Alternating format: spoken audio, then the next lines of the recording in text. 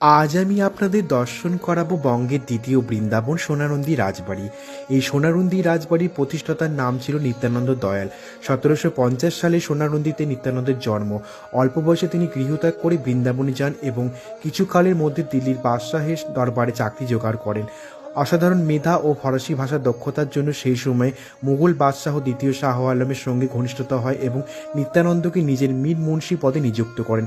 একসময় মারাঠাদের দিল্লি আক্রমণে বাদশাহ শাহ আলম দিল্লি ত্যাগ করতে বাধ্য হন। তিনি এসে আশ্রয় নেন বর্ধমান রাজের এলাকা কাটোয়াতে। সেই সময় নিত্যানন্দ শাহ আলমের সুপারিশে এই সোনারন্দি এলাকার জমিদারি লাভ করেন। সোনারন্দি গ্রামের পূর্ব প্রান্তে প্রায় 54 বিঘা জমির উপর রাজবাড়ি ও মন্দির নির্মাণ করেন। মূল রাজবাড়ির সংলগ্ন পশ্চিম অংশে কিশোরী বানোয়ারি লালের মন্দির নির্মাণ করেন।